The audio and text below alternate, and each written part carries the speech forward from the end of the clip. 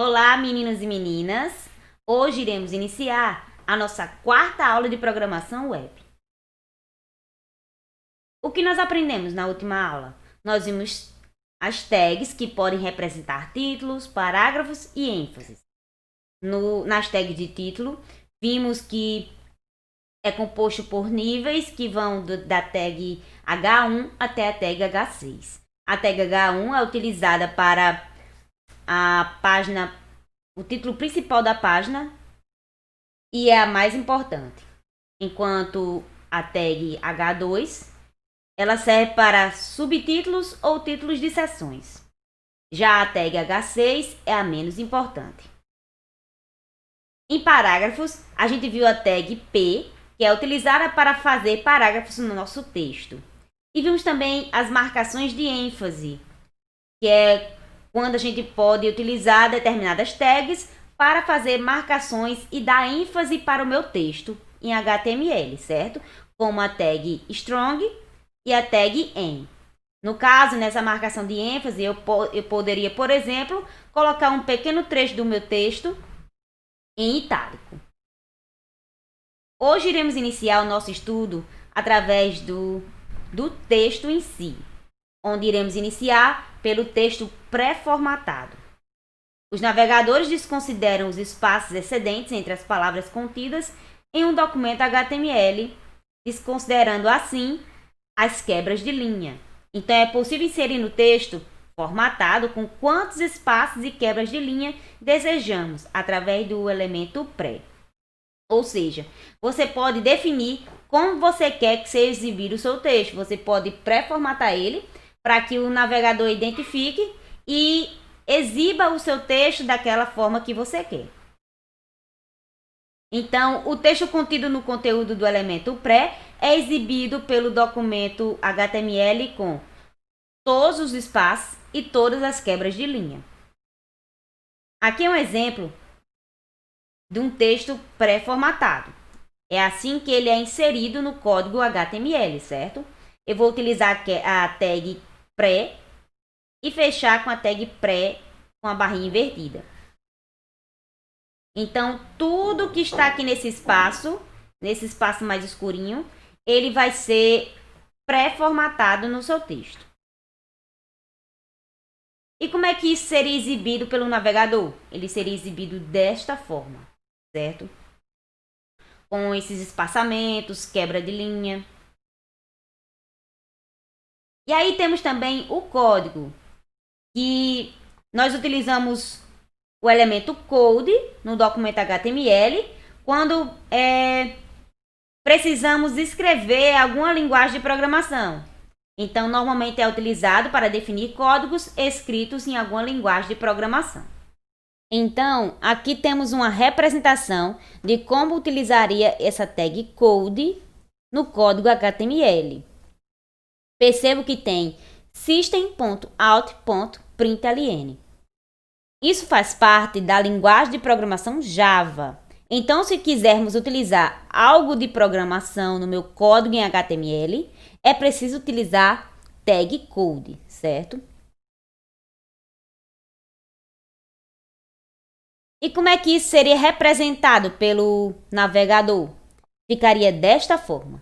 Em Java, utilizamos o código system.out.println. Certo? Como esse system.out.println faz parte da estrutura de linguagem de programação Java, então é preciso colocar a tag code para que o navegador possa entender que eu quero mostrar aquilo na tela, certo? E aqui nós temos o elemento B. Para que serve esse elemento B? Ele indica a utilização de palavras-chave do resumo de um documento, mas normalmente os navegadores exibem o conteúdo em negrito, certo? Aqui é um exemplo de como poderia utilizar este elemento B, certo? Percebam que o que fica dentro desta tag B é sistemas corporativos, interfaces web, desenvolvimento de software, HTML, CSS e JavaScript. Olha, percebo que todos os elementos que estavam dentro daquela tag ficaram em negrito, porque utilizaram a tag B, do elemento B, certo? Então, sistemas corporativos, interfaces web, desenvolvimento de software e HTML, CSS e JavaScript foram exibidos de maneira em negrito, certo? Pelo seu navegador. E aqui nós temos o texto subscrito ou sobrescrito. E podemos definir textos desta forma com os elementos sub e sup, respectivamente. E como é que a gente faria isso no código HTML? Desta maneira aqui. Eu vou utilizar o sup ou sub. No caso aqui do exemplo, tem um sup, que ele vai ser sobrescrito, e o sub, de subscrito. Certo? Então aqui nós podemos observar bem o que foi feito naquele código, certo? Olha, no caso aqui, foi subscrito, sobrescrito. E aqui temos o texto importante ou enfatizado, certo? E como na aula passada, nós podemos dar ênfase para os nossos textos. E por padrão, nos navegadores, o conteúdo do elemento strong é exibido em negrito e o elemento em é exibido em itálico. Então, no caso aqui, nós podemos dar marcações para o nosso texto, pode dar ênfase. Aqui, como eu faria para colocar no meu código em HTML, certo? Aqui eu estou utilizando o strong com a frase, com a palavra Brasil. Aqui eu estou utilizando a tag em, com 5 vezes aqui, ó. E strong aqui de novo, com Copa do Mundo de Futebol. Vamos ver o que acontece? Ó, o Brasil é o único país que ganhou 5 vezes a Copa do Mundo do Futebol. Percebam que 5 vezes ficou em itálico. Por quê? Porque foi utilizada a tag em. E Brasil e Copa do Mundo do Futebol ficou em negrito porque foi utilizada a tag strong.